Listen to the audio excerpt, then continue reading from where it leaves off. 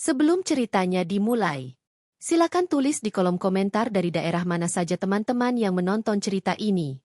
Dan jangan lupa like dan subscribe, agar channel Cerita Ar bisa terus berkembang dan mempersembahkan cerita yang terbaik. Pagi itu seperti biasa Nur duduk di meja makan kecil yang terletak di dekat jendela besar apartemennya. Sinar matahari menembus tirai tipis berwarna putih gading, menerpa wajahnya yang lembut namun tegas. Secangkir kopi hitam tanpa gula sudah mengepul di hadapannya, menebarkan aroma kuat yang membangkitkan semangat. Ia membuka laptopnya, mengecek email dari para direktur cabang dan staf senior lainnya. Sudah menjadi rutinitas harian baginya untuk membaca laporan sebelum ia melangkah ke kantor. Nur mengenakan setelan kerja berwarna coklat susu, dengan kerudung satin senada yang dililit rapi. Ia bukan tipe perempuan yang suka berdandan berlebihan, tapi setiap kali ia berjalan melewati kerumunan, sorot matanya dan aura elegannya membuat orang lain secara refleks menunduk hormat. Jam tangannya menunjukkan pukul 6.30 waktu Indonesia Barat. Ia menyukai ketepatan waktu, dan lebih menyukai ketertiban dalam segala hal. Hidupnya kini tenang, tidak seperti bertahun-tahun lalu saat ia masih menjadi istri dari Jaka. Nama itu masih terukir jelas di benaknya, bukan karena cinta yang tersisa, tapi karena luka yang pernah menghancurkan hampir seluruh kepercayaan dirinya. Namun hari ini, luka itu telah menjelma menjadi lapisan kulit yang lebih kuat, menjadikannya sosok yang berbeda dari Nur yang dulu. Sebelum berangkat, ia menengok tanaman-tanaman kecil di balkon apartemennya. Beberapa anggrek mini mulai berbunga, dan itu membuatnya tersenyum. Tanaman-tanaman itu adalah simbol ketekunan, simbol dari dirinya sendiri. Dirawat sabar, diberi cahaya, dan akhirnya mekar di waktu yang tepat. Ketika sampai di kantor, para karyawan menyapanya dengan sopan dan penuh hormat. Gedung perusahaannya menjulang tinggi di pusat kota, menjadi salah satu perusahaan distribusi logistik dan e-commerce terbesar yang sedang berkembang cepat di Indonesia. Nur menjabat sebagai salah satu direktur regional dan membawahi lebih dari 1.000 karyawan di 3 provinsi. Tapi tidak banyak yang tahu perjalanan panjang dan berdarah yang harus ia tempuh untuk sampai ke titik itu. Hari itu Nur dijadwalkan melakukan evaluasi presentasi dari beberapa kepala divisi. Ia duduk di ruang rapat utama dengan kaca tembus pandang menghadap lanskap kota Jakarta. Ruangan itu sunyi dan hanya diisi suara dari proyektor dan paparan angka-angka. Sesekali Nur mengangguk, mencatat, lalu memberikan masukan yang tajam tapi membangun. Tidak ada yang berani bersikap sembarangan di hadapannya, tapi tidak ada pula yang membencinya. Ia dihormati bukan karena jabatan, tapi karena keteladanan dan keberanian yang terpancar dari sikapnya.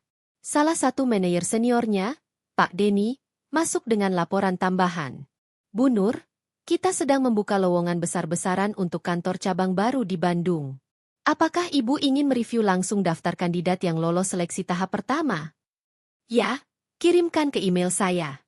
Saya akan lihat malam nanti setelah semua rapat selesai. Jawabnya singkat namun tetap ramah. Baik, Bu. Saat semua kembali sibuk, ingatannya tak sengaja melayang ke masa lalu. Dulu, saat masih bersama Jaka, hidupnya tak pernah sesederhana ini. Ia bukan siapa-siapa. Bahkan oleh mertua sendiri, ia dianggap beban. Nur masih ingat malam-malam menangis di dapur mertua, hanya karena masakannya dianggap tak enak. Ia masih bisa mendengar suara ejekan ibu mertuanya. Kamu tuh gak cocok buat Jaka. Gak bisa ngurus rumah, gak cantik, gak kaya. Apa yang bisa kamu banggakan? Jaka hanya diam saat itu. Tidak pernah membela, tidak pernah menghibur. Ia hanya menunduk atau pura-pura sibuk dengan ponselnya. Hingga akhirnya ia tahu, Jaka telah bermain hati dengan perempuan lain. Seorang perempuan muda, dengan penampilan modis dan gaya bicara menggoda. Nur yang saat itu masih menjadi ibu rumah tangga sepenuhnya tak bisa berbuat apa-apa. Ia hanya menangis, marah, dan akhirnya memilih pergi dari rumah itu tanpa membawa apa-apa kecuali harga dirinya. Perceraian itu adalah awal dari segalanya. Nur memutuskan pergi ke Jakarta, tinggal di rumah kontrakan kecil, dan mulai bekerja sebagai admin di perusahaan kecil. Ia bekerja siang malam, mengambil proyek-proyek freelance, belajar akuntansi, manajemen, dan bahkan mengambil kelas malam untuk S2. Semua dilakukannya sendirian, tanpa bantuan siapapun. Ia belajar mempercayai dirinya sendiri dan berhenti berharap ada yang datang menolong. Selama 5 tahun terakhir, karirnya melesat cepat. Ia dikenal sebagai pekerja keras, pemecah masalah, dan pemimpin yang adil. Keputusan-keputusan yang ia buat seringkali menyelamatkan perusahaan dari kerugian. Ia tidak pernah menggunakan masa lalunya sebagai tameng untuk minta dimaklumi. Ia berdiri atas kaki sendiri, membangun semua dari nol. Hari ini, ia melihat keluar jendela kantornya, menyaksikan ribuan kendaraan berjejal di jalanan. Jakarta selalu sibuk, tapi batinnya kini tenang. Ia bukan Nur yang dulu. Ia bukan perempuan yang menangis karena tidak dihargai. Ia bukan lagi bayangan masa lalu seseorang. Ponselnya berdering. Asisten pribadinya mengirimkan pesan, "Bu, daftar pegawai baru sudah saya kirim ke email Ibu. Ada beberapa kandidat yang cukup menjanjikan, termasuk beberapa lulusan luar negeri. Mohon dicek jika ada waktu." Ia membalas singkat, "Terima kasih. Saya cek malam nanti." Sambil menyeduh teh hangat, Nur membuka berkas-berkas laporan proyek pengembangan digital. Ia sedang mempersiapkan ekspansi digital logistik untuk memudahkan UMKM di daerah. Targetnya jelas, menciptakan jaringan distribusi yang lebih cepat dan efisien. Ini bukan hanya soal bisnis. Bagi Nur, ini adalah cara untuk membuktikan bahwa perempuan seperti dirinya bisa menjadi pemimpin perubahan. Di balik semua pencapaiannya, Nur tetap sederhana. Ia tidak pernah menunjukkan kemewahan. Mobilnya bukan mobil mewah, hanya SUV hitam yang nyaman. Ia tidak suka pesta, lebih suka menghabiskan malam dengan membaca buku dan menulis jurnal pribadi. Malam itu, saat ia sampai di rumah, ia mematikan ponsel dan membuka email. Ia membaca nama-nama pelamar kerja satu persatu. Sampai matanya berhenti pada satu nama, Citra Ayu Lestari. Ia menatap nama itu lama.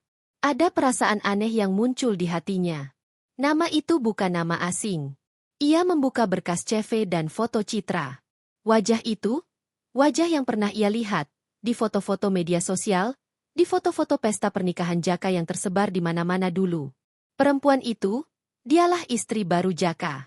Nur tersenyum kecil. Tak ada emosi berlebihan di wajahnya, hanya senyum kecil yang sukar dijelaskan. Nur menutup laptopnya pelan. Ia berdiri dan menatap cermin di dinding. Ia melihat bayangan dirinya sendiri.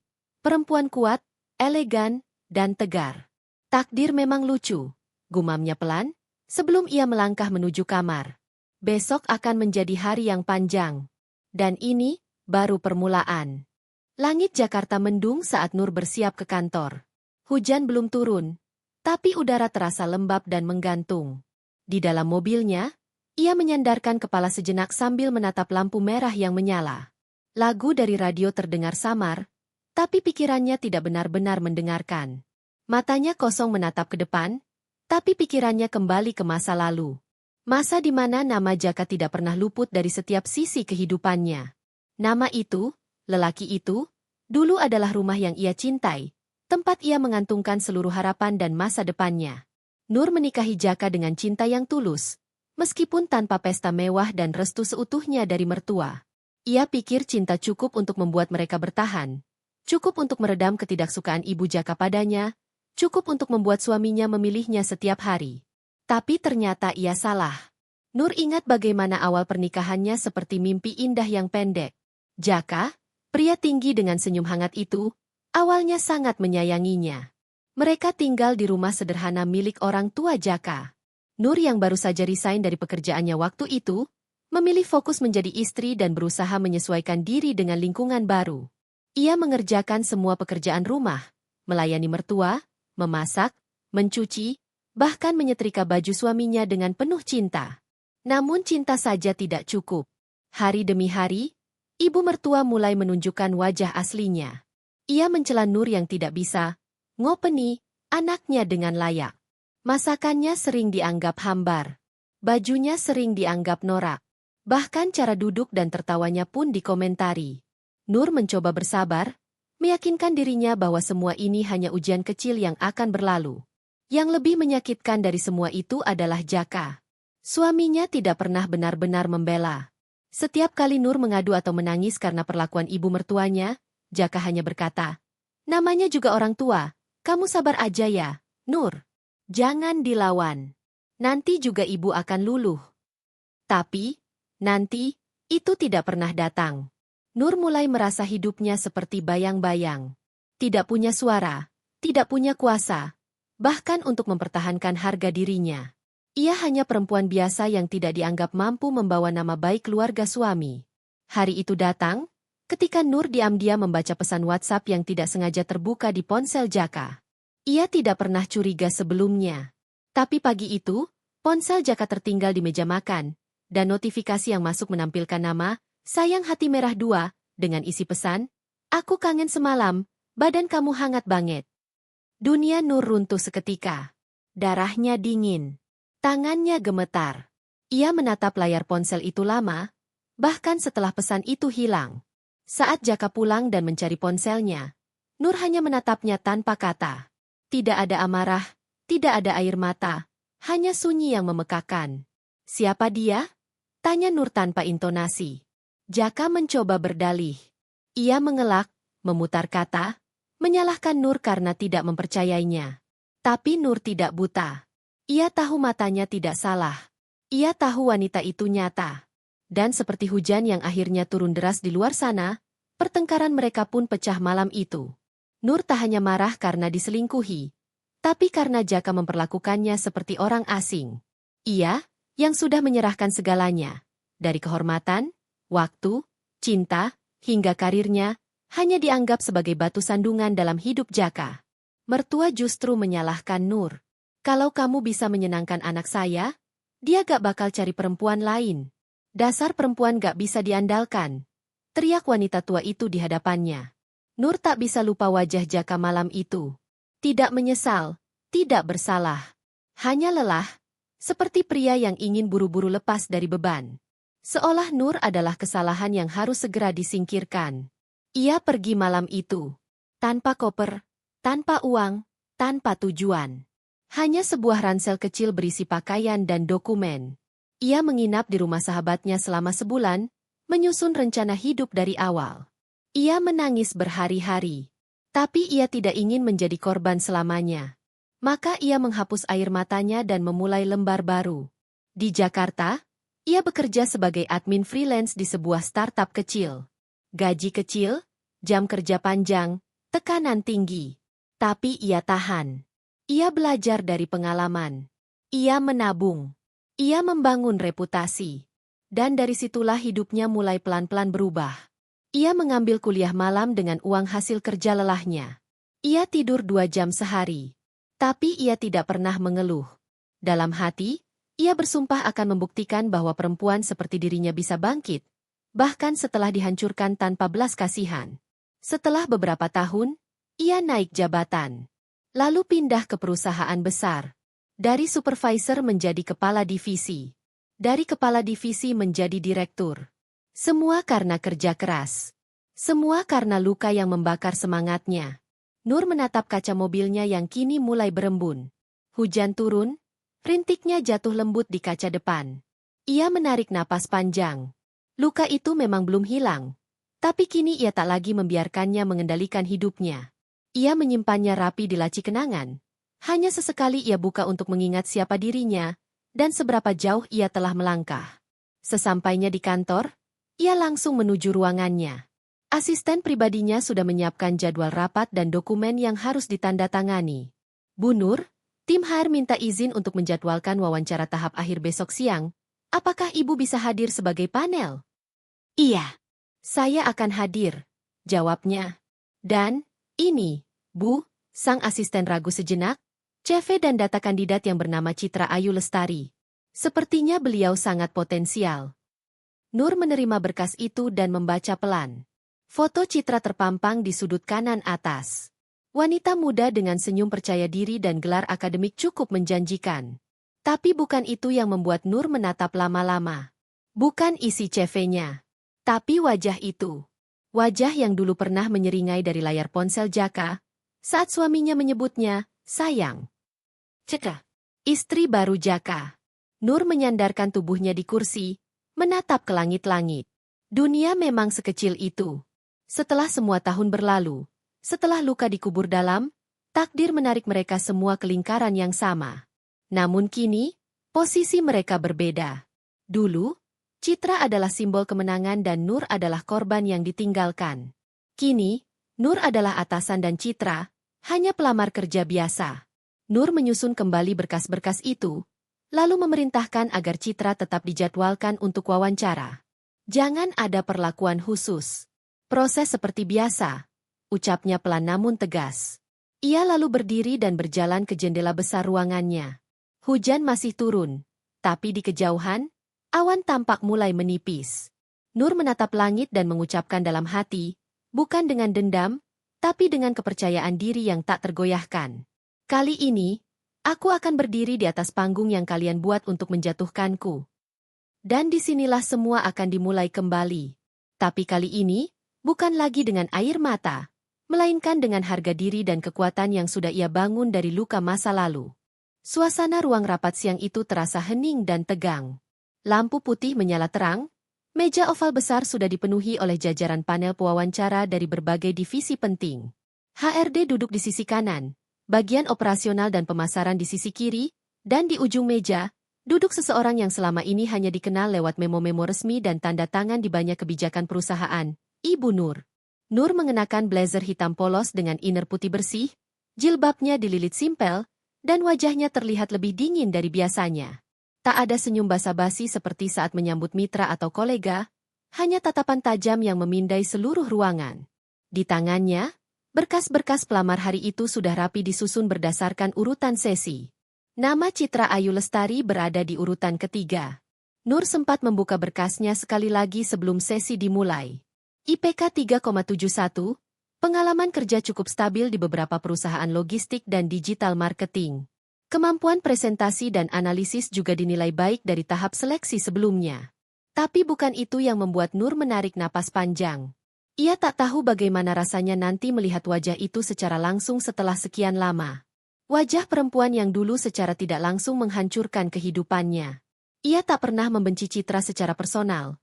Tapi bayangan tentang pengkhianatan masa lalu itu terlalu kuat untuk tidak menggoreskan luka. Beberapa pelamar telah masuk dan keluar. Nur hanya memberikan sedikit komentar. Ia lebih banyak mengamati. Sampai akhirnya, nama Citra Ayu Lestari disebut oleh staf HR yang memandu wawancara. Pintu terbuka perlahan. Seorang perempuan muda masuk dengan langkah penuh percaya diri. Tubuhnya ramping, mengenakan blus biru muda dan rok selutut berwarna hitam. Rambutnya diikat rapi ke belakang, make-up-nya tipis namun cukup untuk memperlihatkan bahwa ia mempersiapkan diri dengan baik. Namun detik pertama Citra melangkah masuk dan bertemu pandang dengan Nur, raut percaya dirinya berubah. Wajahnya langsung menegang, langkahnya tersendat. Tatapan matanya membesar seolah tak percaya dengan sosok yang ada di hadapannya. "Ibu Nur?" gumamnya nyaris tak terdengar. Nur tidak bergeming. Ia menatap Citra datar, seolah tak ada keterikatan emosi. Hanya ekspresi profesional yang biasa ia tunjukkan pada siapapun. "Silakan duduk, Saudari Citra," ucapnya datar. Citra duduk perlahan. Tangannya gemetar saat membuka map di depannya. Ia menatap berkasnya, lalu kembali melirik ke arah Nur yang kini sedang membaca catatan di depan.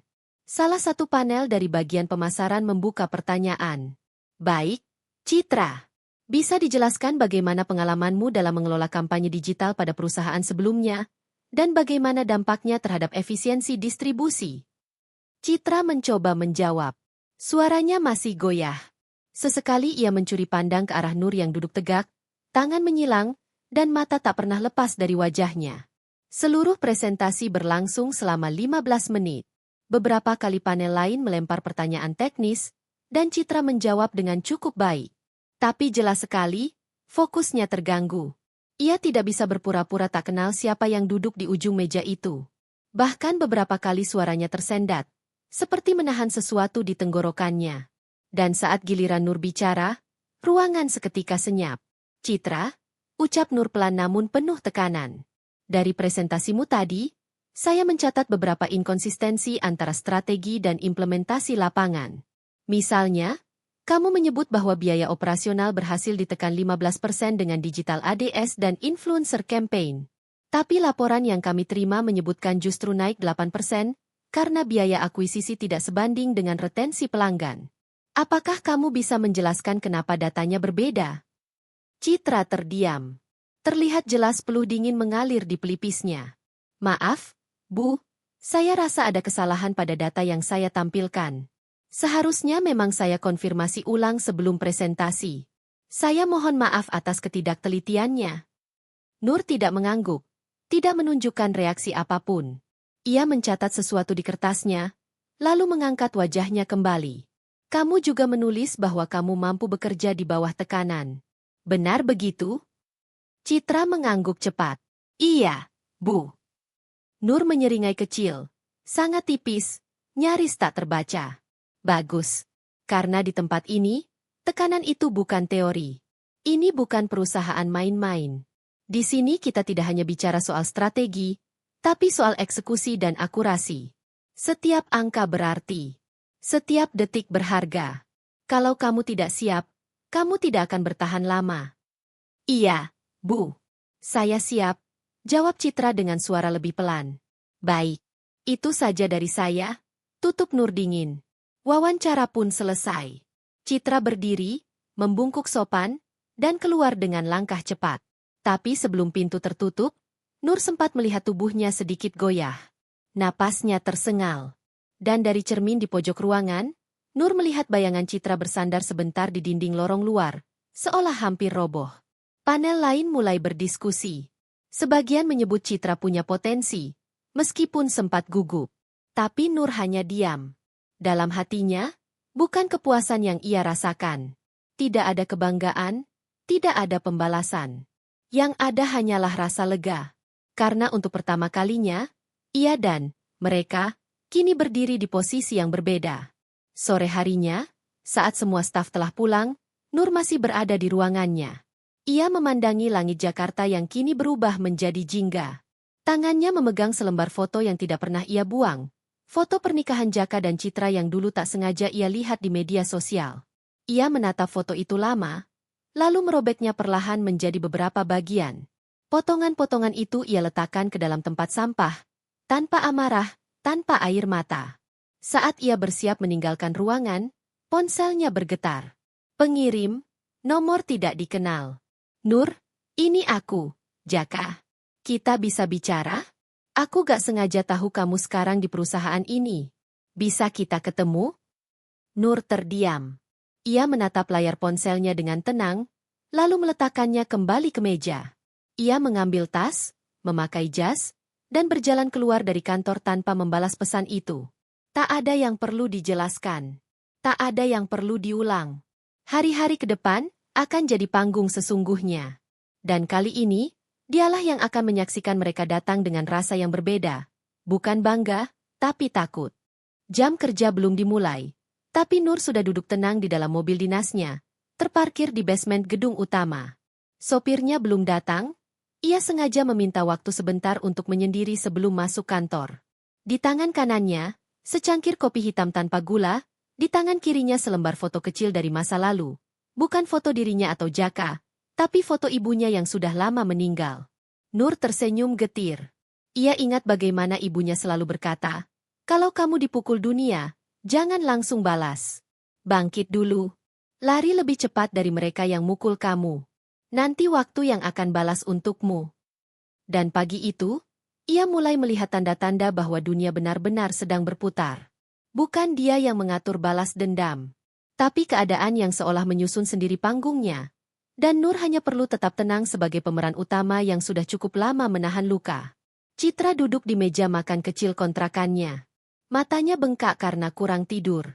Semalaman ia dan Jaka tidak bicara. Pria itu hanya duduk diam menatap televisi tanpa suara. Sementara Citra sibuk menenangkan pikirannya yang sudah hampir meledak karena rasa takut. Takut tidak diterima bekerja, takut Nur menyingkirkannya secara perlahan, dan takut jika semua orang tahu siapa dirinya sebenarnya. Ponsel Citra bergetar. Dari HRD PT Raya Lintas Media. Selamat pagi, Saudari Citra.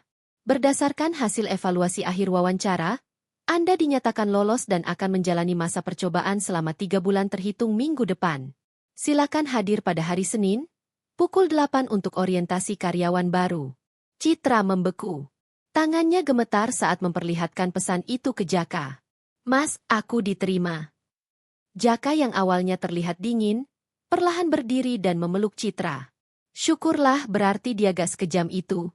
Cit, Nur masih punya hati. Tapi Citra tidak sepenuhnya lega. Ia tahu, diterima kerja bukan berarti aman. Karena ia masih harus bertemu Nur setiap hari. Ia masih harus bekerja di bawah pengawasan mantan istri suaminya. Dan lebih dari itu, ia takut Nur tahu segalanya. Lebih dari apa yang ia kira. Hari pertama kerja Citra terasa seperti mimpi buruk dalam balutan rutinitas. Ia berdiri bersama belasan karyawan baru lainnya di lobi utama. Semua mengenakan pakaian terbaik mereka, wajah-wajah penuh harapan dan optimisme. Tapi tidak dengan Citra. Di balik blazer abu-abunya, ia menyembunyikan kegugupan yang luar biasa.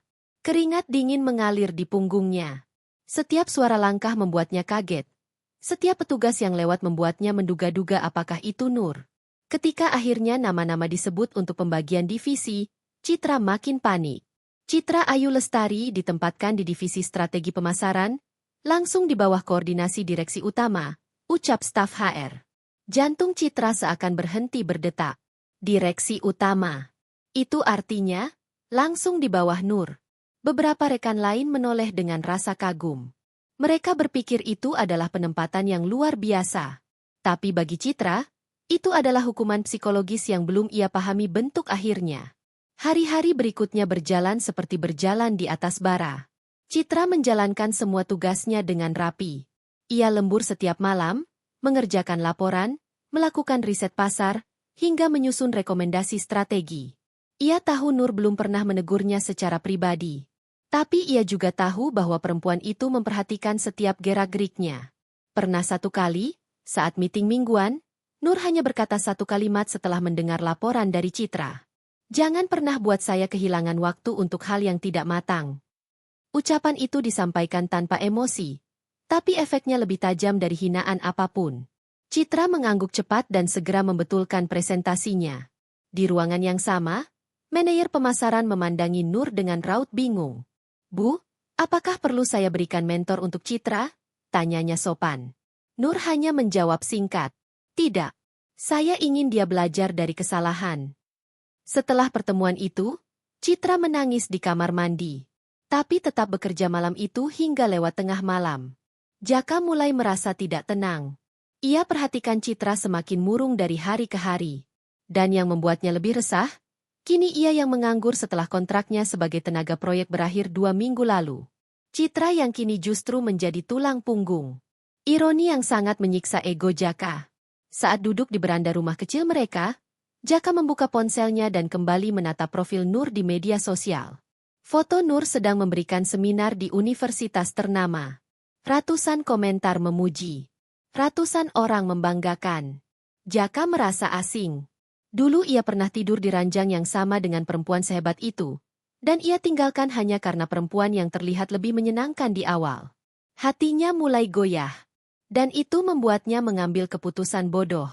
Suatu sore, ketika Nur keluar dari kantor menuju parkiran, ia dihampiri oleh seseorang yang tidak asing. Nur, tunggu. Nur berhenti. Ia menoleh perlahan. Jaka berdiri di sana, mengenakan kaos dan jaket lusuh. Wajahnya seperti orang yang tidak tidur semalaman. Ngapain kamu kesini? Tanya Nur datar. Aku cuma pengen ngobrol. Boleh? Ucap Jaka pelan. Nur memandang sekeliling. Beberapa karyawan lain masih berkeliaran di sekitar lobi. Ia tidak ingin membuat keributan. Ia berjalan ke arah mobil dan membuka pintu belakang. Masuk. Ngomong di dalam. Jaka masuk. Mobil dinyalakan oleh sopir, tapi tidak berjalan kemana-mana. Hanya sekadar memberi privasi dengan suara mesin sebagai latar. Aku cuma pengen minta maaf, Nur. Bukan karena kamu sekarang udah sukses. Tapi karena aku udah salah menilai kamu. Dulu aku pikir kamu gak bisa jadi apa-apa. Tapi ternyata. Nur menyela. Ternyata? Jaka menelan ludah. Ternyata aku yang gak pantas. Aku malu. Nur menatap keluar jendela. Kamu tahu gak, kenapa aku gak nolak Citra waktu dia daftar kerja di sini? Jaka menoleh. Kenapa? Karena aku gak butuh balas dendam. Jak, kamu dan dia udah dapat balasan dari semesta. Citra sekarang harus kerja keras tiap hari. Dan kamu jadi pengangguran. Itu bukan aku yang atur. Itu hidup yang balas dengan cara elegan. Jaka tertunduk. Nur menatapnya tajam. Jangan ganggu aku lagi. Jangan datang ke kantor. Jangan dekati hidupku. Aku udah mati untuk kamu sejak lama. Tanpa menunggu jawaban, Nur keluar dari mobil dan berjalan masuk kembali ke gedung. Jaka hanya bisa duduk mematung di kursi belakang. Hancur. Diam. Dan benar-benar sadar bahwa hidup memang sedang mengajarnya dengan sangat telak. Malamnya, Nur berdiri di depan jendela apartemennya. Kota Jakarta menyala gemerlap di kejauhan.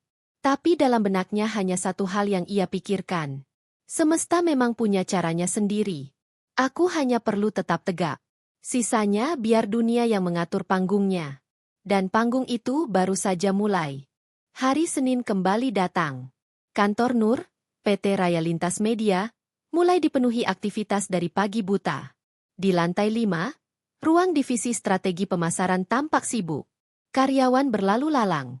Sebagian sedang mengetik, sebagian menyiapkan presentasi, dan sebagian lagi sedang menahan kantuk akibat lembur semalam. Namun ada satu meja yang atmosfernya sangat berbeda. Meja milik Citra.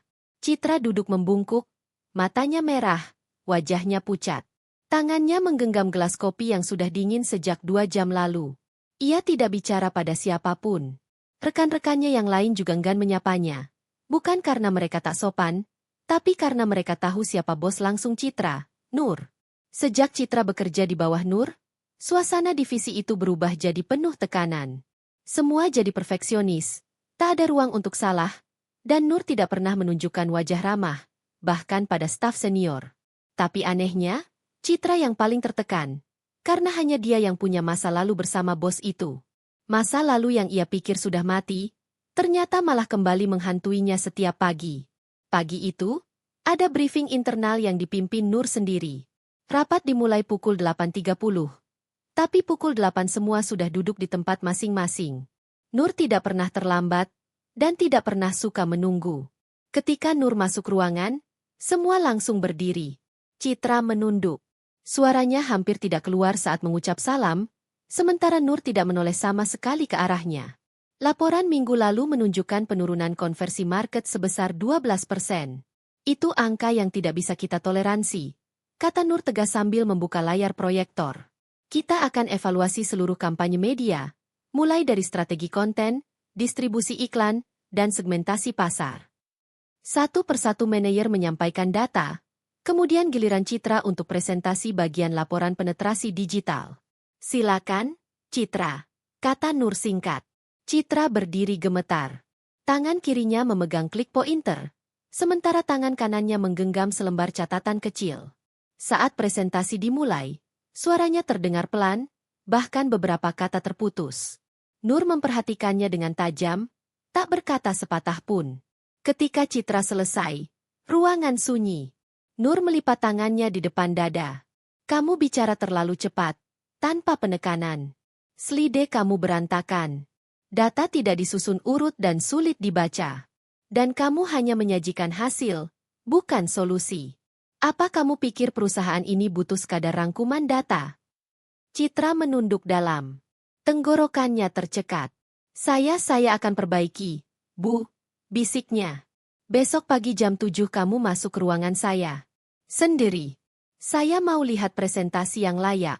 Kalau masih seperti ini, kamu boleh anggap ini masa kerja terakhirmu di sini, kata Nur dingin lalu melanjutkan rapat seolah tidak terjadi apa-apa. Setelah rapat selesai, ruangan bubar tanpa banyak suara. Citra tetap duduk.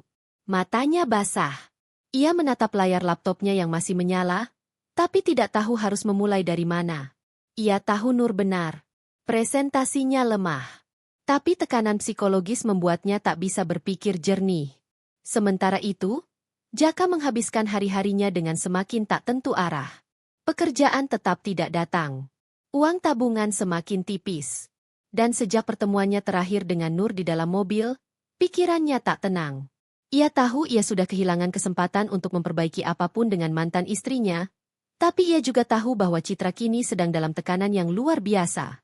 Suatu malam, Citra pulang dengan wajah yang sangat lelah. Ia membanting tasnya ke sofa dan langsung duduk tanpa melepas sepatu. Tangannya gemetar, wajahnya pucat, dan matanya sembab. Mas, aku gak kuat. Aku gak sanggup, ucapnya lirih. Jaka menghampiri, duduk di sampingnya. Kamu kenapa lagi? Besok aku harus masuk jam 7 pagi ke ruangan Nur. Kalau aku gagal, aku dipecat. Jaka menghela napas berat. Ia menggenggam tangan Citra. Kalau kamu mau, kita bisa cari kerjaan lain, Cit. Kita bisa mulai dari nol lagi. Citra menatap Jaka tajam. Kamu enak ngomong. Kamu gak tahu rasanya kerja di bawah bayangan masa lalu. Aku gak bisa lari, Mas. Dia itu Nur. Dia gak balas aku dengan amarah. Tapi dia balas aku dengan sikap dinginnya yang membunuh setiap hari. Setiap aku gagal, dia gak marah, dia diam. Tapi diamnya itu lebih tajam dari apapun. Citra menangis. Jaka mendekapnya. Tapi dalam hatinya, Jaka tahu semua ini adalah buah dari keputusan mereka dulu. Pukul 6.30 pagi keesokan harinya, Citra sudah berdiri di depan ruang Nur. Jam dinding berdetak pelan. Pukul 7 tepat, Nur membuka pintu. Ia mengenakan blazer hitam dan blus putih. Wajahnya seperti biasa, datar, tegas, dan tak menunjukkan emosi apapun. Masuk. Citra masuk. Ia membuka laptop, menyambungkannya ke layar proyektor kecil yang ada di ruangan Nur. Silakan mulai, ucap Nur sambil duduk. Citra menarik napas panjang. Ia memulai presentasi dengan suara yang masih terdengar ragu. Tapi kali ini ia lebih siap. Slidenya tersusun, datanya lengkap, dan alurnya jelas. Sesekali ia mengangkat kepala menatap Nur, tapi perempuan itu tidak memberikan reaksi sedikitpun. Saat selesai, ruangan hening. Citra menunggu dengan jantung berdegup kencang. Nur menutup file di laptopnya. Masih banyak yang bisa diperbaiki. Tapi jauh lebih baik dari kemarin. Citra mengangguk pelan. Nur berdiri, menyilangkan tangan. Ia memandang ke arah jendela. Kamu tahu kenapa aku gak langsung pecat kamu? Tanyanya tiba-tiba. Citra menahan napas. Kenapa, Bu? Karena kamu harus merasakan sendiri bagaimana rasanya menjadi orang yang selalu direndahkan, selalu ditekan, dan selalu dianggap tidak cukup. Aku ingin kamu tahu bahwa hidup bukan tentang siapa yang paling dicintai pria, tapi siapa yang mampu berdiri saat semua pintu ditutup. Citra membeku. Kata-kata itu seperti tamparan keras.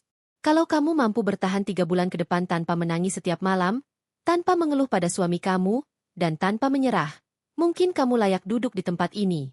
Tapi kalau tidak, maka kamu hanya akan jadi satu dari sekian banyak wanita yang naik karena merendahkan orang lain, dan jatuh karena tidak tahu apa itu tanggung jawab. Nur duduk kembali. Kamu boleh keluar. Citra berdiri pelan. Ia melangkah keluar dengan langkah goyah. Tapi untuk pertama kalinya, ia tidak menangis. Ia sadar, ia memang pantas disalahkan. Tapi kesempatan ini adalah ujian yang mungkin bisa ia menangkan jika ia belajar menjadi wanita yang lebih kuat. Dan bagi Nur, pagi itu adalah permulaan. Ia tidak butuh menyingkirkan Citra. Ia hanya butuh menunjukkan bahwa hidup tidak pernah memihak siapapun. Tapi ia akan memberi tempat bagi mereka yang mampu belajar. Karena Nur tahu betul rasanya dipukul dan tidak punya siapa-siapa. Tapi tetap memilih berdiri dan melangkah.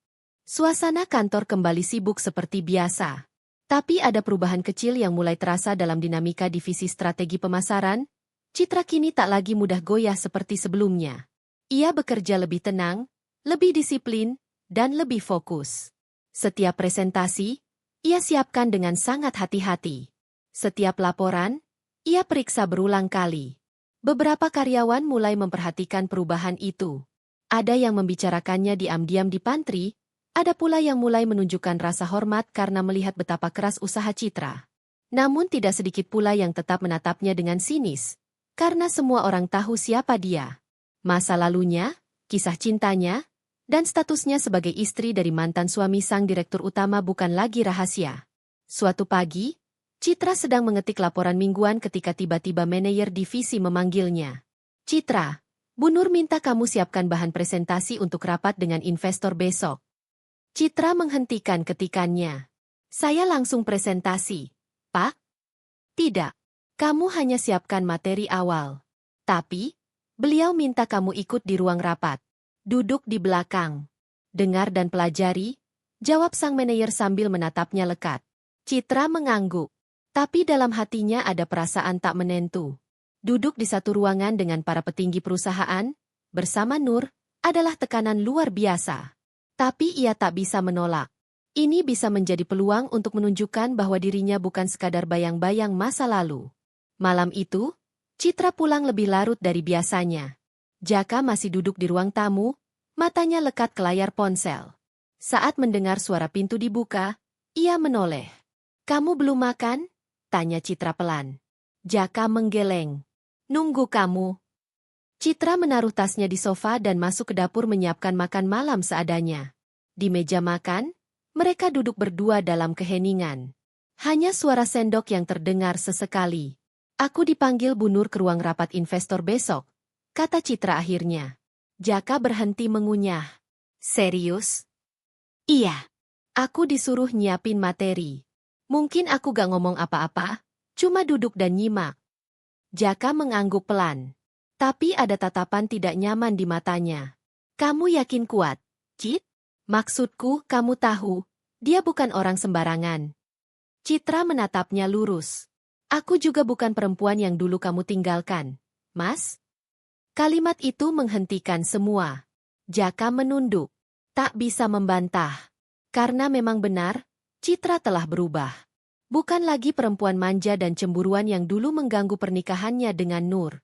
Kini ia mulai menunjukkan sisi kuatnya. Dan anehnya, dalam hati kecil Jaka, ada rasa takut. Takut kehilangan kekuasaan atas perempuan itu. Takut jika suatu hari, Citra justru meninggalkannya. Keesokan harinya, ruangan rapat besar di lantai 7 dipenuhi oleh wajah-wajah penting. Beberapa investor dari luar negeri sudah hadir. Nur mengenakan setelan jas krem, rambutnya disanggul rapi, dan ekspresinya tetap seperti biasa, tenang dan dominan.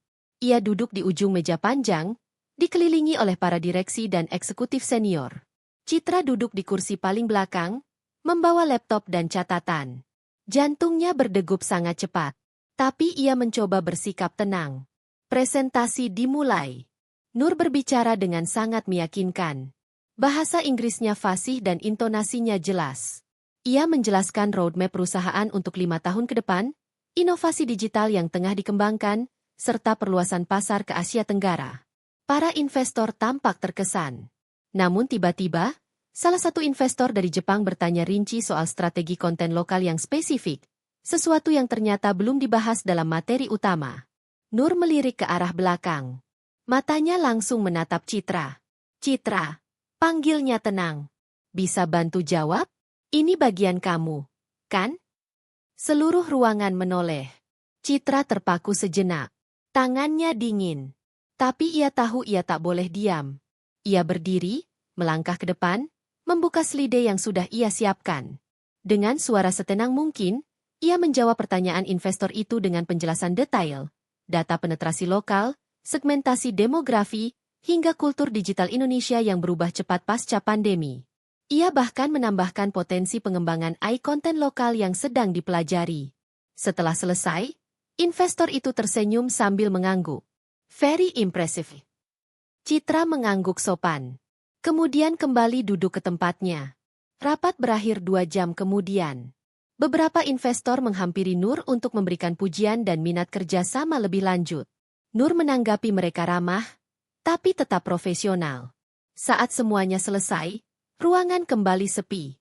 Hanya tinggal Citra yang masih membereskan laptopnya. Nur menghampiri pelan. "Kamu tahu kenapa aku panggil kamu tadi?" Citra menoleh. "Karena saya yang siapkan bagian itu." "Bukan," jawab Nur. "Karena aku ingin tahu apa kamu benar-benar punya keberanian untuk berdiri di ruang ini. Dan sekarang aku tahu, kamu punya." Citra menatap Nur, tak tahu harus senang atau takut. Nur melanjutkan, "Tapi jangan bangga dulu. Kamu baru membayar sedikit dari semua luka yang kamu buat di masa lalu." Citra mengangguk pelan. "Saya sadar, Bu. Dan saya tidak lari." Untuk pertama kalinya, Nur menatap Citra dengan mata yang tidak membenci.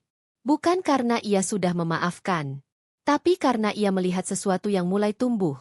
Penyesalan, tanggung jawab, dan perubahan. Malamnya, Jaka duduk di teras rumah. Ia membuka ponselnya, membuka akun sosial media Nur. Kali ini, ia tidak mencari foto masa lalu, tapi membaca komentar-komentar yang memuji pencapaian mantan istrinya. Ia semakin sadar, Nur sudah jauh melesat meninggalkannya. Dan Citra kini mulai menyusul. Di dalam rumah, Citra duduk di depan cermin. Ia melepas make-up tipisnya perlahan. Dalam matanya, ada sorot kelelahan, tapi juga kekuatan. Ia tersenyum kecil pada bayangannya. Aku bukan lagi perempuan yang kau remehkan dulu, Nur. Tapi aku juga bukan istri lemah yang selalu bergantung padamu. Mas, bisiknya lirih. Dan malam itu, untuk pertama kalinya sejak menikah, ia tidur tanpa tangisan. Karena ia tahu, dirinya mulai menemukan kekuatan yang selama ini tak ia sadari. Kekuatan untuk berdiri di bawah tekanan, dan tetap percaya diri meski di tengah bayangan masa lalu. Dan di saat dunia mulai melihatnya sebagai wanita kuat, Citra juga mulai melihat dirinya sendiri sebagai seseorang yang layak untuk dihormati. Pagi itu udara Jakarta cukup panas, meski matahari belum terlalu tinggi.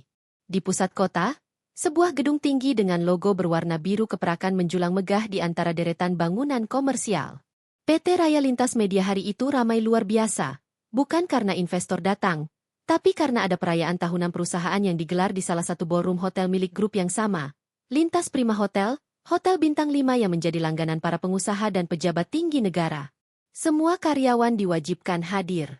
Dress kode formal dan mewah. Acara tersebut bukan hanya sekadar apresiasi karyawan, tetapi juga ajang unjuk eksistensi. Pimpinan tertinggi akan memberikan penghargaan langsung kepada para karyawan berprestasi, dan sudah bisa ditebak, Nur adalah pusat perhatian acara tersebut.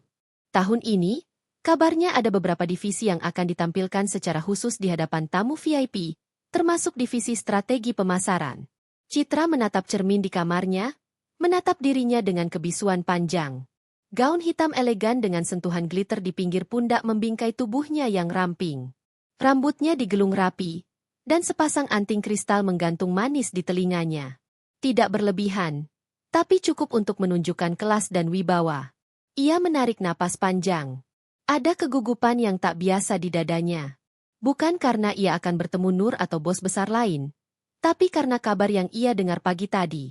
Salah satu rekannya di HR menyebutkan bahwa mantan suaminya, Jaka, akan datang ke acara tersebut sebagai salah satu tamu undangan dari vendor lama. Lebih dari itu, Jaka akan membawa istrinya, Citra, yang lain. Takdir memang punya caranya sendiri untuk menciptakan drama. Pukul 7 malam, ballroom hotel penuh sesak. Musik mengalun lembut, dekorasi mewah mendominasi ruangan, dan para karyawan serta tamu VIP berdiri bertebaran di segala sudut, berbincang santai dengan minuman di tangan. Nur sudah hadir terlebih dahulu. Ia duduk di meja VIP bersama para direksi dan investor luar negeri. Dengan setelan gaun putih gading panjang yang elegan, ia tampil anggun tapi tetap berwibawa. Tatapannya tenang, tapi ia sesekali melirik jam tangannya. Tak lama kemudian, dua tamu yang cukup mencolok tiba. Jaka dan Citra. Jaka mengenakan setelan jas yang agak lama, tapi masih cukup layak. Wajahnya tampak tegang. Mungkin karena sadar ia sedang melangkah ke tempat yang tak pernah ia bayangkan sebelumnya. Dikelilingi orang-orang sukses, berkelas, dan tentu saja Nur. Di sampingnya, Citra tampak berusaha tampil percaya diri.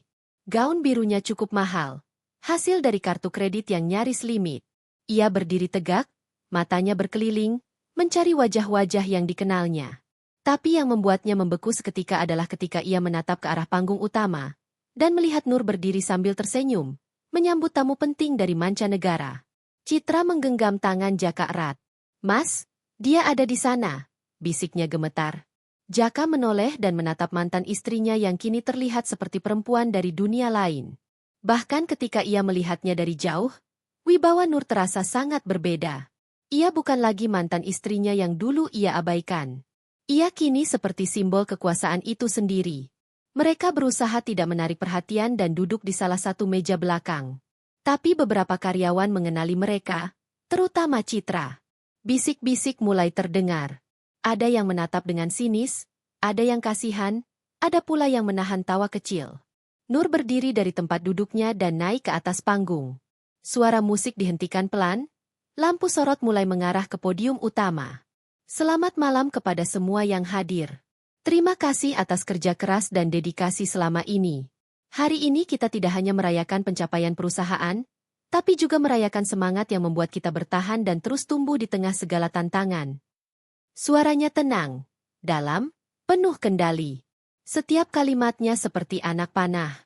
Beberapa orang hanya mendengar pidato biasa, tapi bagi Citra dan Jaka, itu terdengar seperti tamparan pelan yang menyakitkan. Nur melanjutkan pidatonya, lalu mulai membacakan nama-nama penerima penghargaan.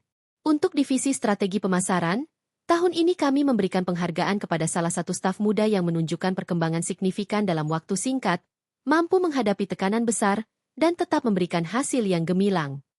Seluruh ruangan diam. Semua mata menatap ke arah panggung. Selamat kepada Citra Yuliana. Jaka dan Citra membeku. Citra berdiri dengan kaki gemetar, seluruh ruangan memberi tepuk tangan. Ia berjalan pelan menuju panggung, melewati meja-meja penuh orang-orang penting, melewati tatapan mantan suaminya, dan menerima penghargaan langsung dari Nur. Mereka berdiri bersebelahan. Nur menyerahkan plakat kristal ke tangan Citra, lalu mereka berfoto sejenak. Saat kamera berhenti memotret, Nur membisikkan pelan di telinga Citra. Jangan pernah kira aku beri ini karena kasihan. Aku beri karena kamu layak.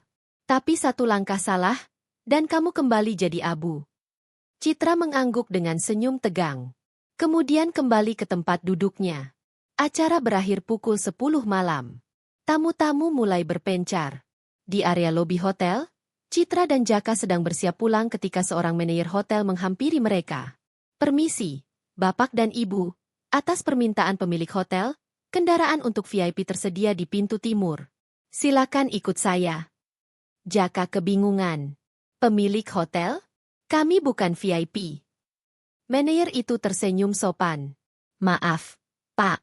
Tapi Ibu Citra Yuliana dan Pak Jaka termasuk dalam daftar tamu prioritas malam ini. Ini sudah dari pihak holding. Citra membeku. Ia menatap Jaka, lalu menoleh ke arah hall utama, di mana Nur sedang berbicara dengan beberapa investor. Jaka mengerutkan dahi. Tunggu. Maksud kamu? Nur, dia. Manajer itu mengangguk. Ibu Nur Alia adalah salah satu pemilik saham utama hotel ini. Dan holding Lintas Raya adalah grup milik beliau. Jaka menelan ludah. Citra menunduk dalam. Saat itu, dunia terasa jungkir balik bagi mereka. Nur tak hanya seorang direktur. Ia pemilik tempat ini. Dan mereka hanya pengunjung biasa. Mantan suami yang pernah meninggalkannya, dan wanita yang dulu meremehkannya, kini harus berjalan keluar melewati pintu milik orang yang dulu mereka sakiti. Di luar hotel, Nur menatap mereka dari balkon lantai 2. Dengan segelas wain putih di tangan, ia menyaksikan Jaka dan Citra berjalan menuju parkiran dengan langkah cepat, nyaris seperti ingin lari. Ia tidak tersenyum. Ia juga tidak menang. Tapi untuk malam itu, ia merasa damai. Karena mereka akhirnya tahu bahwa perempuan yang dulu mereka rendahkan, kini berdiri di tempat yang jauh lebih tinggi dari yang pernah mereka bayangkan. Dan perjalanan Nur masih jauh dari selesai. Pagi itu langit Jakarta berwarna abu-abu. Hujan belum turun, tapi hawa dingin dan lembab sudah terasa menembus ke dalam kaca jendela kantor. Di lantai atas gedung PT Raya Lintas Media, Nur berdiri menghadap jendela dengan secangkir teh hangat di tangan. Pandangannya menembus kaca tebal ke arah jalanan di bawah, tapi pikirannya melayang jauh ke peristiwa semalam. Semalam adalah malam kemenangan. Tapi kemenangan itu tak dirayakan dengan sorak-sorai. Ia tidak butuh pesta. Ia hanya butuh satu hal, membuktikan bahwa tak ada yang bisa menginjak martabatnya dan tetap berdiri tinggi di atasnya. Citra dan Jaka akhirnya menyadari bahwa dunia telah berputar. Bahwa yang dulu mereka tinggalkan dalam keadaan hancur kini, adalah perempuan yang menjadi pengambil keputusan, penentu nasib mereka. Nur menyesap teh pelan. Wajahnya tenang, tapi matanya tajam. Ia sudah menyiapkan langkah berikutnya. Sementara itu, di sudut kantor lantai bawah, Citra duduk di meja kerjanya sambil menatap layar komputer kosong. Sudah 15 menit ia diam saja. Setelah malam tadi, pikirannya tak berhenti berputar. Bukan hanya karena penghargaan yang ia terima dari Nur, tapi karena kenyataan bahwa tempat ia bekerja, tempat ia menerima gaji setiap bulan, tempat ia berharap bisa menata hidup baru. Semuanya berada dalam kuasa wanita yang paling ia takuti. Jaka juga mulai menunjukkan kegelisahan. Pagi itu ia mendadak masuk kerja lebih awal. Padahal biasanya ia datang terlambat. Ia mengetuk-ngetuk meja dengan jari tanpa sadar. Sesekali melirik ponselnya. Di ruangannya yang kecil di perusahaan mitra logistik, ia menyadari satu hal penting. Jaring kekuasaan Nur lebih luas dari yang ia kira. Ia ingin menghubungi seseorang untuk mencari jalan keluar. Tapi setiap kontak yang dulu dekat dengannya, kini entah menghilang, entah berpaling pada Nur. Bahkan, kabar tersebar bahwa salah satu perusahaan tempat Jaka menjadi vendor akan memutus kerjasama karena kebijakan efisiensi dari holding milik Nur. Rasa takut mulai menjalar perlahan. Sementara itu, di lantai direksi, Nur sedang memimpin rapat mingguan. Ia duduk di ujung meja panjang, tampak tenang seperti biasa, dengan berkas laporan keuangan di tangannya. Semua orang mendengarkannya dengan saksama. Untuk kuartal ketiga, kita akan melakukan audit internal di semua divisi. Kita mulai dari vendor dan kemitraan. Saya ingin semua kontrak ditinjau ulang, ucap Nur tegas. Salah satu direksi mengangguk. Termasuk vendor logistik, Bu. Nur mengangguk pelan, lalu mengucapkan nama perusahaan tempat Jaka bekerja, tanpa menyebutkan siapa pemiliknya. Tapi semua yang duduk di ruangan itu tahu, Nur bukan perempuan yang asal bicara. Ia tahu setiap lapisan dalam perusahaannya, termasuk siapa yang berdiri di balik nama vendor yang tampaknya tak signifikan itu. Dan ini bukan semata soal bisnis. Ini soal pengendalian. Soal menyusun posisi. Soal menunjukkan, tanpa kata-kata, bahwa setiap pilihan yang pernah dibuat orang-orang di masa lalu, kini punya harga yang harus dibayar. Di siang hari, Citra dipanggil oleh divisi HRD. Ia berjalan perlahan menuju lantai 5, jantungnya berdegup keras. Sepanjang perjalanan, ia sudah membayangkan berbagai kemungkinan terburuk. Tapi yang menunggunya di dalam ruangan justru kejutan yang tak terduga. Selamat, Citra, ujar kepala HRD sambil tersenyum kecil. Mulai bulan depan, kamu dipromosikan menjadi koordinator proyek digital. Citra terperangah. Saya? Iya. Bu Nur yang langsung mengusulkan namamu dalam rapat direksi. Beliau bilang kamu pantas dapat tanggung jawab lebih. Citra masih tak percaya. Antara senang dan takut. Saat keluar dari ruangan HRD, kakinya terasa lemas. Ia tahu ini bukan sekadar promosi. Ini adalah ujian. Nur memberinya posisi bukan hanya karena menghargai kerja kerasnya, tapi karena ingin tahu seberapa jauh Citra bisa bertahan di medan permainan yang lebih besar, medan yang ia ciptakan sendiri. Citra duduk di tangga darurat, menatap langit-langit dengan napas berat. Pikirannya kacau. Apakah ini awal kebangkitannya? Ataukah jebakan pelan yang akan menjatuhkannya lebih dalam? Ia menatap layar ponselnya. Ada pesan dari Jaka. Kita harus bicara nanti malam. Aku dapat kabar buruk. Malam harinya, di rumah kecil kontrakan yang mulai sumpek, Jaka duduk sambil gelisah. Citra datang membawa 2 kantong plastik makanan, tapi ekspresi wajahnya muram. Kamu dipromosi? Tanya Jaka begitu mereka duduk. Citra mengangguk perlahan. Bagus dong, ucap Jaka, tapi nadanya tidak benar-benar senang. Aku gak yakin, Mas. Ini bukan sekadar promosi. Bu Nur sedang mengujiku. Dia sedang menantangku, atau malah menjebakku. Jaka menghela napas berat. Kamu tahu gak? Tadi pagi, manajerku bilang kalau kerjasama dengan kita bakal dihentikan. Secara bertahap, tanpa alasan yang jelas. Dan aku tahu, ini pasti ada hubungannya. Citra menatap suaminya dengan mata lelah. Jadi kamu mau aku apa? Jaka berdiri, mondar-mandir. Kita gak bisa terus begini. Kita harus cari cara buat keluar dari semua ini. Kamu harus keluar dari kantor itu. Keluar? Citra nyaris berteriak. Setelah aku susah payah bangun semuanya? Setelah aku direndahkan dan aku buktikan aku bisa berdiri? Kamu nyuruh aku mundur cuma karena takut sama bayangan masa lalu? Jaka terdiam. Ia tak bisa menjawab. Karena di lubuk hatinya, ia tahu, Citra benar. Perempuan yang dulu ia anggap lemah dan gampang patah kini berdiri jauh lebih kuat darinya. Di ruangan apartemennya yang tenang, Nur membuka laptop sambil menyesap teh. Ia membaca laporan keuangan, lalu membuka file laporan internal tentang divisi pemasaran. Ia membaca nama Citra. Di bawahnya ada catatan. Memiliki potensi, cermat, dan teliti. Namun kondisi emosional harus terus dipantau. Nur menutup laptop pelan. Wajahnya tenang. Perhitungannya berjalan dengan tepat. Citra mulai naik, Jaka mulai goyah, dan ia berdiri di tengah semuanya, memegang kendali atas orang-orang yang dulu meninggalkannya dalam gelap. Dan di malam yang sunyi itu, ketika semua orang tertidur, satu hal mulai jelas. Ini bukan lagi sekadar kisah dendam atau luka lama. Ini sudah menjadi perang kuasa. Perang antara masa lalu dan masa kini. Antara yang pernah dihancurkan, dan yang kini memegang semua kendali. Pagi itu langit tampak cerah. Tetapi suasana hati Nur justru berkabut. Duduk di ruangannya yang luas, ia membuka laptop dan membaca laporan pengajuan tender dari salah satu vendor logistik. Tanpa butuh waktu lama, matanya langsung menemukan nama perusahaan milik Jaka. Ia menyandarkan punggung ke kursi, menatap layar sambil memainkan jari di bibirnya, berpikir.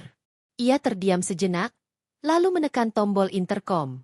"Rina, tolong jadwalkan rapat audit vendor untuk hari Senin. Saya ingin semua direksi hadir, terutama bagian operasional dan logistik." "Baik, Bu Nur," jawab asisten pribadi dari luar ruangan. Nur berdiri dan berjalan ke jendela. Dari lantai 28, kota Jakarta terlihat kecil. Hiruk-pikuk kendaraan yang tampak seperti semut-semut berlarian tak beraturan. Ia menatap ke bawah dengan perasaan yang dulu tak pernah ia bayangkan. Tenang, penuh kuasa, dan tak tergoyahkan. Ia pernah menjadi bagian dari dunia bawah, pernah diinjak dan dihina. Tapi hari ini, dialah yang menentukan siapa yang naik dan siapa yang akan jatuh. Sementara itu, Jaka gelisah di kantornya. Beberapa klien sudah menarik diri. Desas-desus bahwa perusahaan tempatnya bekerja akan terdepak dari jaringan logistik PT Raya Lintas Media makin kuat. Jaka tahu, semua itu karena Nur. Ia mencoba menenangkan diri, tapi tekanan demi tekanan membuat pikirannya tak tenang. Hari itu, ia memutuskan datang ke kantor Nur tanpa janji. "Maaf, Pak. Bu Nur sedang tidak menerima tamu di luar jadwal," ujar resepsionis dengan sopan. "Tolong sampaikan bahwa saya suaminya." Mantan suaminya. Resepsionis tersenyum kaku. "Maaf, Pak. Kalau tanpa undangan atau jadwal resmi, kami tidak bisa mengizinkan." Jaka mengepalkan tangan. Ingin marah, tapi ia sadar, ini tempat Nur. Bahkan udara di lobi itu seakan berbau kesuksesan milik wanita yang pernah ia tinggalkan. Akhirnya Jaka mundur perlahan, lalu kembali ke mobil dengan perasaan hancur. Ia sadar betul, di dunia ini, nama Nur Alia terlalu besar untuk bisa ia sentuh dengan kekuatan lamanya. Bahkan dengan koneksi pun, ia tak punya cukup daya. Nur bisa mengangkat orang ke puncak, dan menjatuhkan mereka hanya dengan satu kata, tidak. Di tempat lain, Citra berdiri di depan cermin ruang meeting. Ia mengenakan blazer hitam yang pas di tubuh, rambut disanggul rapi. Di bawah matanya tersamar kantung tipis akibat kurang tidur. Namun ia tetap berusaha tampil sempurna. Hari itu, ia akan memimpin presentasi proyek digital terbaru di depan seluruh manajemen. Sesuatu yang sangat menentukan masa depannya.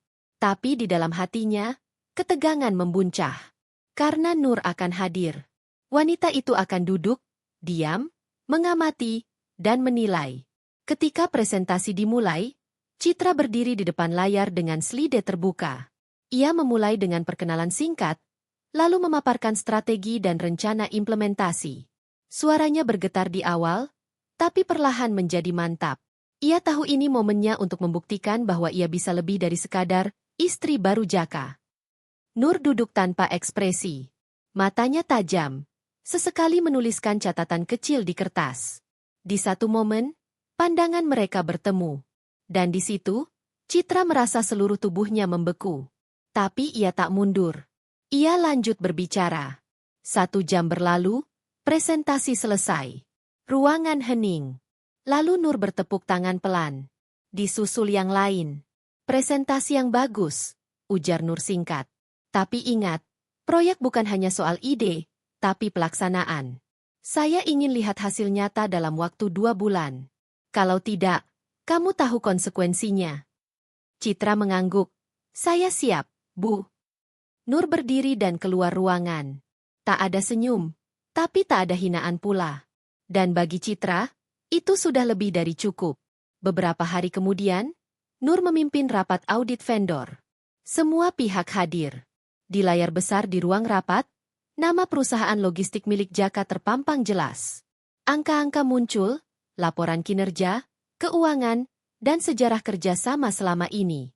Perusahaan ini pernah bermasalah dalam pengiriman bulan lalu, ucap kepala logistik. Nur menatap data tersebut. Lalu tangannya mengambil pena dan mengetuk meja. Saya rasa kita perlu melakukan pemutusan kerjasama. Kita cari vendor baru yang lebih kompeten dan stabil. Saya tidak mau ada beban dalam sistem distribusi kita. Tak ada yang protes. Semua mengangguk setuju. Keputusan selesai dalam waktu 5 menit. Dengan nada biasa, Nur telah memutus satu penghidupan. Dan yang ia putus adalah mantan suaminya sendiri. Tapi tidak ada penyesalan. Hanya keadilan yang datang dalam wujud tak terduga. Malam itu, Jaka terduduk di ruang tengah. Kertas surat keputusan pemutusan kontrak berada di tangannya. Ia membaca ulang, berharap ada kesalahan. Tapi surat itu sah, bertanda tangan, dan legal. Ia menatap kosong. Lalu ponselnya berbunyi. Pesan dari Citra. Aku sudah tahu soal keputusan audit. Mas, kita gak boleh nyerah. Aku akan buktikan aku bisa survive. Walau kamu kehilangan kontrak itu.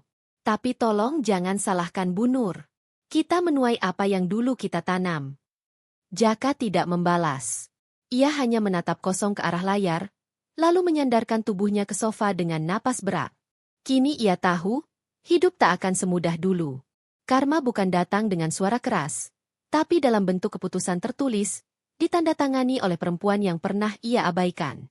Di atas gedung lantai 28, Nur kembali berdiri di balkon dengan secangkir teh. Udara malam menyentuh wajahnya, angin berhembus pelan, membelai rambutnya yang tergerai lembut. Ia melihat ke bawah, ke lampu-lampu kota yang bersinar terang. Semua yang ia lakukan bukan balas dendam semata, tapi pengingat bahwa setiap manusia punya batas. Dan tak semua luka dibayar dengan air mata. Ada luka yang dibalas dengan kuasa. Dan kuasa itu kini ada di tangannya. Pagi itu, Jakarta kembali diguyur hujan. Langit mendung, jalanan licin, dan suara klakson bersahut-sahutan memenuhi udara. Tapi di lantai 28 gedung PT Raya Lintas Media, suasana tetap tenang dan terkendali. Nur duduk di kursinya, mengenakan blus putih gading dan celana panjang warna krem. Di depannya, segelas kopi hitam masih mengepul. Ia menatap kalender digital di layar laptopnya. Hari itu adalah hari kunjungan lapangan untuk divisi digital marketing ke cabang pusat pelatihan pegawai. Proyek besar yang sebelumnya ditangani oleh Citra.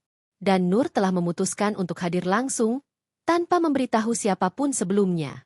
Ia ingin melihat sendiri, sejauh mana wanita yang dulu merebut suaminya, kini mampu bertahan dalam tekanan dan tanggung jawab. Ia tidak ingin hanya mendengar laporan. Ia ingin menyaksikan dengan matanya sendiri.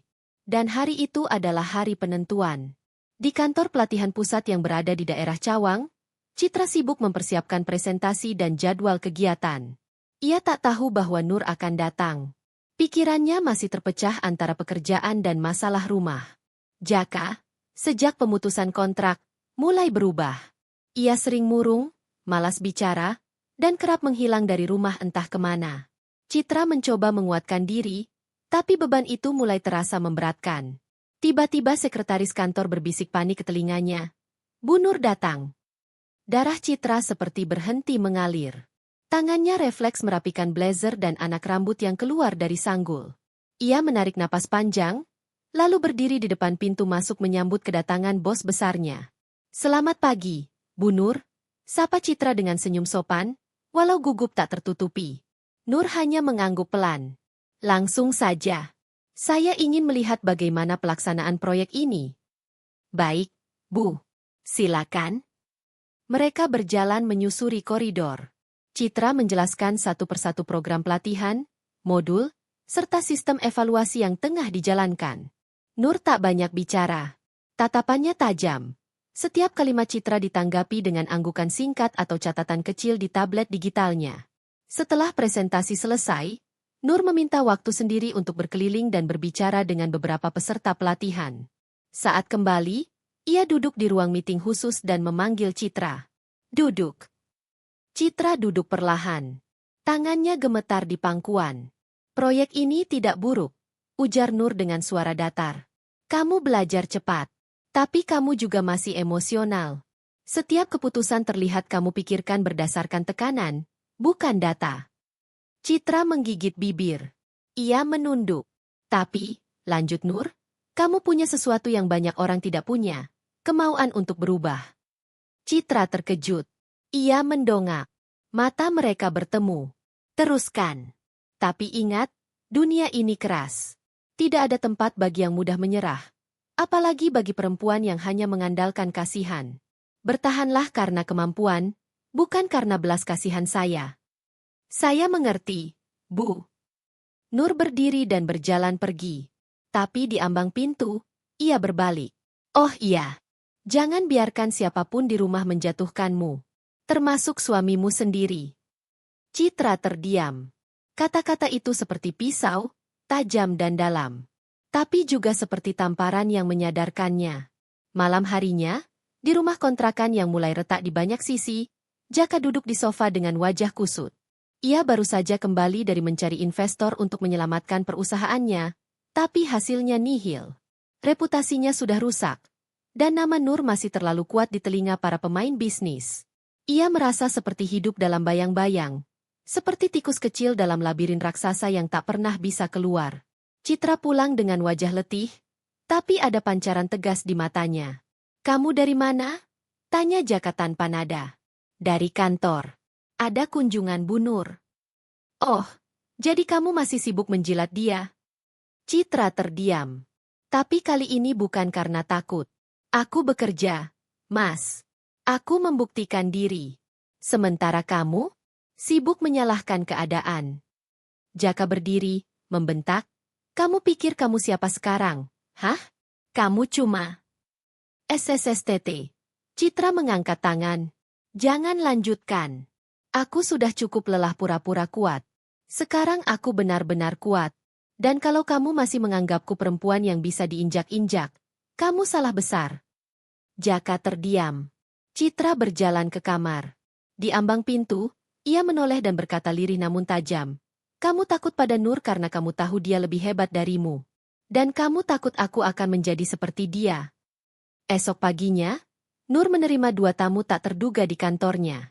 Satpam mengantar mereka ke ruang tunggu. Jaka dan ibunya, mantan mertuanya. Keduanya tampak lusuh. Sang ibu membawa map merah lusuh dan Jaka duduk dengan tangan mengepal. Asisten, siapa mereka? Tanya Nur saat diberitahu. Katanya ingin bicara baik-baik, Bu. Urgent. Nur terdiam. Ia memandang keluar jendela. Lalu, setelah beberapa detik berpikir, ia berdiri. Suruh mereka masuk. Pintu ruangannya terbuka. Jaka dan ibunya masuk dengan kepala menunduk. Tak ada kesombongan seperti dulu. Tak ada cibiran atau kata-kata tajam. Hanya rasa malu dan penyesalan yang terbaca dari sorot mata mereka. Apa maksud kalian datang ke sini? Tanya Nur tanpa basa-basi. Jaka bicara duluan. Suaranya berat.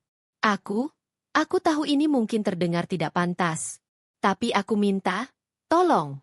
Aku butuh bantuan. Perusahaanku hancur. Semua koneksi memutusku. Aku tahu kamu punya pengaruh.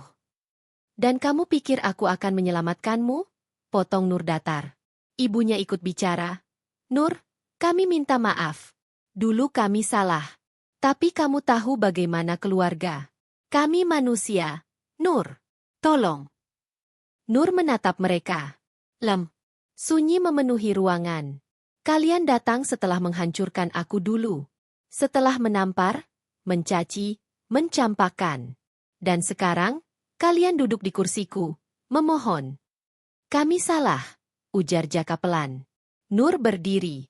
Saya tidak akan menyelamatkan kalian. Tapi saya juga tidak akan menjatuhkan kalian lebih dalam. Saya hanya ingin kalian tahu bahwa dunia ini bulat. Dan hari ini, giliran kalian mencicipi rasa yang dulu kalian hidangkan padaku. Ia berjalan ke pintu, membukanya. Silakan pergi. Jaka dan ibunya berdiri perlahan. Wajah mereka merah padam. Tapi tak bisa berkata apapun lagi. Perlahan mereka keluar, dan saat pintu tertutup, Nur berdiri di baliknya. Tangannya mengepal. Bukan karena marah, tapi karena ia akhirnya menang. Bukan dengan membalas, tapi dengan membuat mereka sendiri yang datang berlutut dan menyadari satu hal. Nur bukan lagi wanita lemah yang bisa mereka injak. Ia kini adalah takdir yang mereka minta belas kasihannya. Dan ia tidak akan pernah memberikannya.